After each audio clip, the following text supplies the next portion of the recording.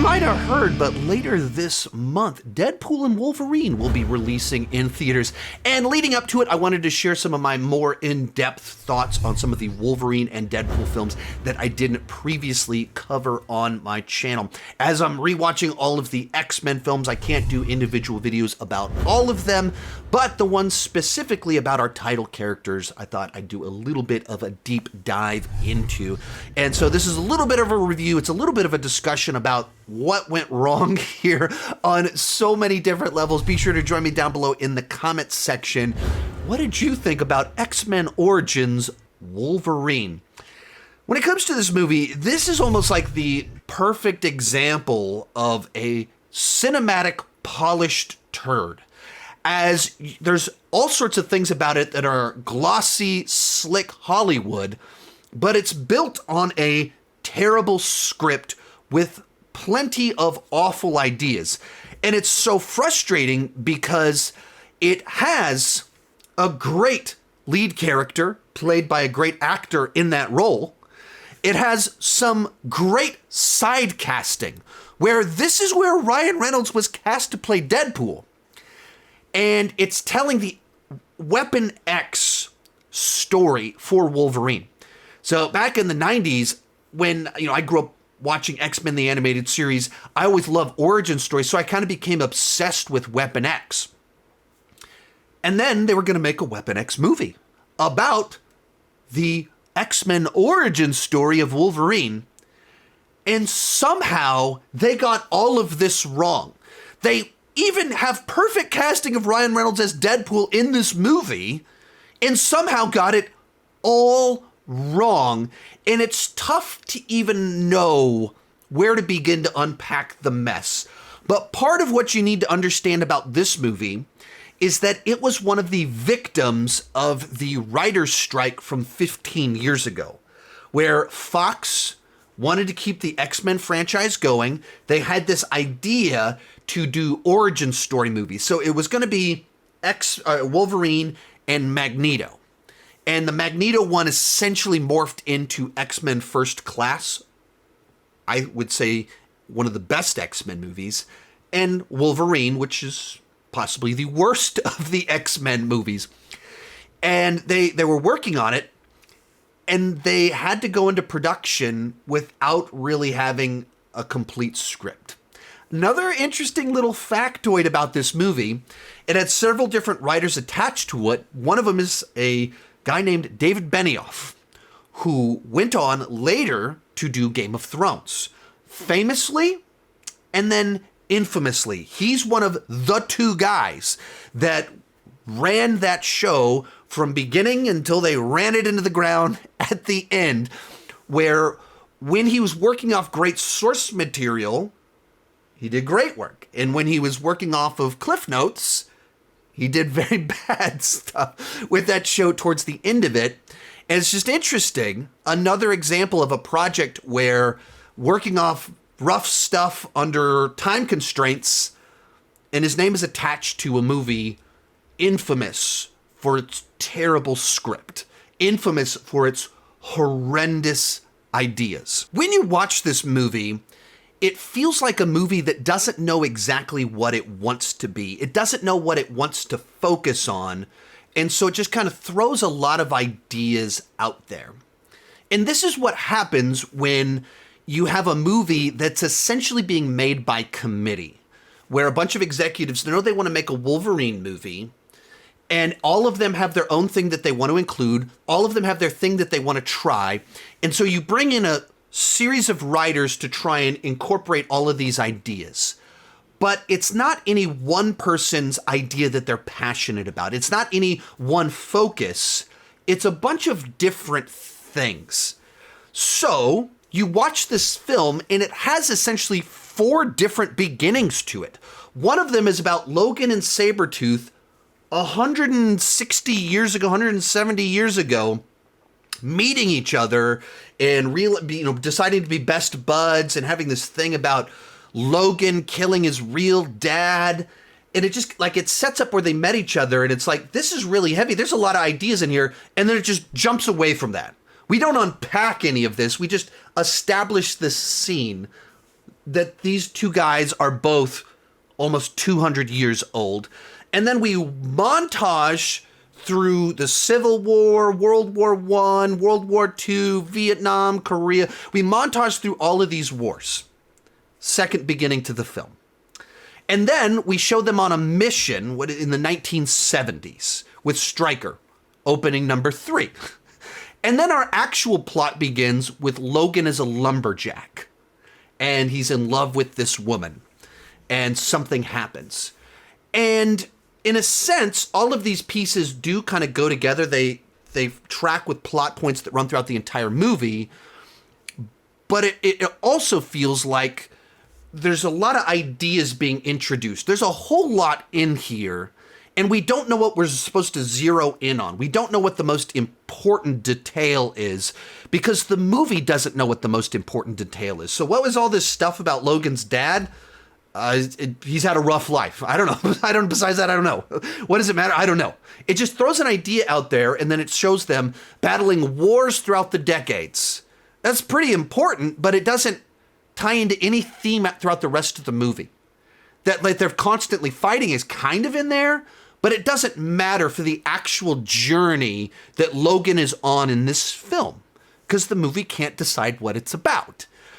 And even on this idea of all of his actions are being driven by what happens in this introduction with this woman that he's in love with that causes him to head down this path. Even on that point, the movie doesn't give us enough time with them.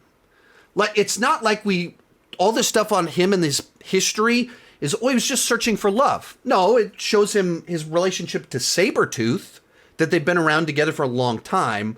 But then the motivating action for the main body of the film is about this woman that we just met. And we see them together for a couple of scenes, and then she's gone. She's killed, kicking everything in motion. But we didn't get any time to care about them. So is it about Logan and Sabretooth? Is it a revenge story? Is it a love story? Is it about the toll that war takes? Is it about living forever? Who wants to live forever, as Queen would say in Highlander? What are we doing here? What is the movie about? It doesn't know because they kept switching hands for the script and then it didn't have time to finish it before they started filming. So there's just all of these ideas thrown into the movie and you don't know what you should actually care about.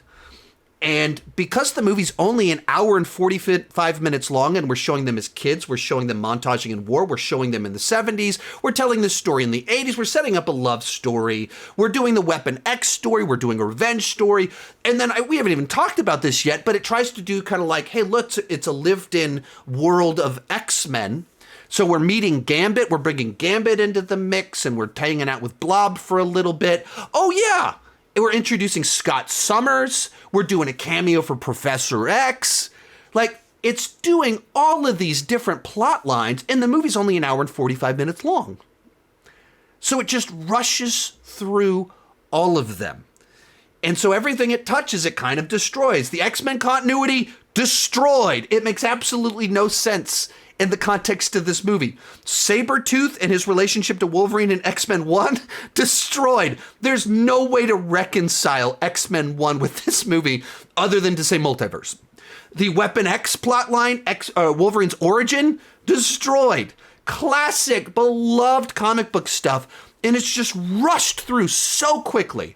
Hey, want to team up? Sure. Oh, by the way, this is going to hurt. And then he hears someone say, hey, let's just wipe his memory, so he escapes. That's the whole thing. That's the whole Weapon X plotline. Destroyed, rushed through. The most insane one, Deadpool, the merc with the mouth, Ryan Reynolds, destroyed. I would love to know who came up with the idea to take Deadpool, the merc with the mouth, with Ryan Reynolds playing him. History has now proven that pairing literally produced the 2 highest rated R movies of all time when those 2 films came out. That's how good it was. Someone came up with the idea to sew his mouth shut and give him laser eyes and teleportation powers. What are we doing here? No one knows. Because it wasn't one person's vision. It was everybody's vision. Kind of like Deadpool in this movie. He was just kind of a combination of everybody in terms of this messy thing. That is what this movie is. Deadpool in this movie is the metaphor in itself, the self-referential metaphor of the mess that is this film of just a hodgepodge of ideas from a bunch of different writers, no one really taking credit for any of it.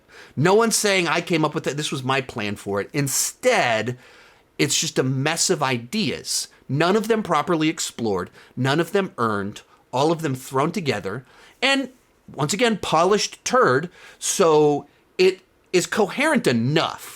Like, you can watch the movie and you can follow the logic scene to scene why everything's happening. It makes sense in that sense. But none of it feels developed. None of it is satisfying. It's not a good version of a Logan love story. It's not a good version of a Wolverine Sabretooth story. It's not a good version of Wolverine throughout the decades. It's not a good version of Weapon X. It's not a good version of Deadpool in any stretch of the imagination. It's just a movie that has a bunch of ideas thrown together into this big, gigantic mess. Another weird thing about the movie is it's a film that looks super expensive and super bad at the exact same time, where it's glossy, it's slick, and then you have a scene where you see Wolverine's claws, and they just look so cartoonish and silly. I mean, they look horrible in this big, expensive-looking movie. It just goes back and forth between gloss and utter garbage. Just things that look horrendous. And part of that, I think, is in the movie. The tone is just off on this thing, where you're telling this very dark story about two men that their lives have been war, and the loss that Logan experiences that drives him to extreme measures in pursuit of revenge, and only to end up being betrayed by that as well in this big messy story. Like, even as the point of Weapon X was to pull his DNA, to put it into the Deadpool, to make the Deadpool monster, like, these are just like, what is this plot? What are you talking about? Because once again, it's this messy deal. But everything, like, you have these very grounded themes, and all of the action feels like it's cranked up to 11. The 21st century blockbuster problem, where they feel like we've already done normal action, so everything has to be cranked up to 11.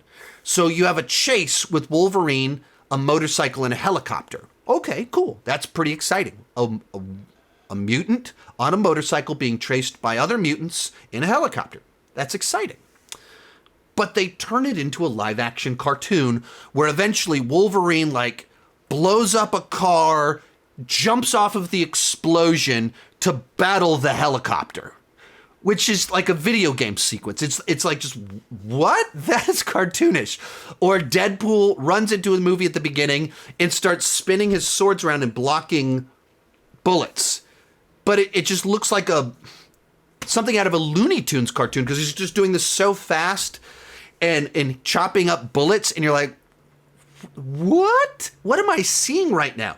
You get to the final battle in the film, and it involves like a Mortal Kombat boss fight, where Deadpool looks like a character straight out of Mortal Kombat, but they're on top of a nuclear reactor, and they're like, he's teleporting all around and shooting laser beams. It's just, instead of doing something that feels normal and exciting, it's in such an exotic, wild location with so many superpowers that it just looks like I'm watching a video game being played. And it's very, very silly to look at. Now, there's all sorts of other issues with the problem. It, of course, has all the prequel problems where it's answering questions I wasn't asking with answers that aren't satisfying. It's giving so much backstory and lore that it breaks continuity, as we talked about before. And so a movie that doesn't really succeed at anything. And it's frustrating because there's a bunch of great actors in here. There's multiple cases of perfect casting. But an example of how you can have the best actors playing the perfect characters And if the people driving the story are clueless, it'll still be a mess. It still won't work. And that's what this movie is, essentially from beginning to end. This is one of these rare examples where I actually have documented proof of what I thought about the movie when I went to go see it. So back in May of 2009 on the Facebook, I made a status update before I went in, and it said, looks like we're off to go see Wolverine. And then after being pestered by some of my friends calling me a nerd for seeing 2 nerd movies in a week, thanks Cody Pope, eventually came to my conclusion, I was impressed by how much I didn't like Wolverine. So even back in the day, 15 years ago, I watched it and went, yikes, that was not good. Because it wasn't. It was a mess of bad ideas with a huge budget thrown at it and a not good movie produced out of it. Overall, it's a C- on the entertainment scale. We'll go with a 4.5 out of 10. And you can absolutely skip this movie unless you want to just watch it for the novelty of seeing a disaster and seeing the horrible misuse of Ryan Reynolds as Deadpool. Hey, I'll have plenty more X-Men, Wolverine, Deadpool content over the next couple of weeks. Thanks so much for watching, and keep talking movies and TV too much. Bye-bye.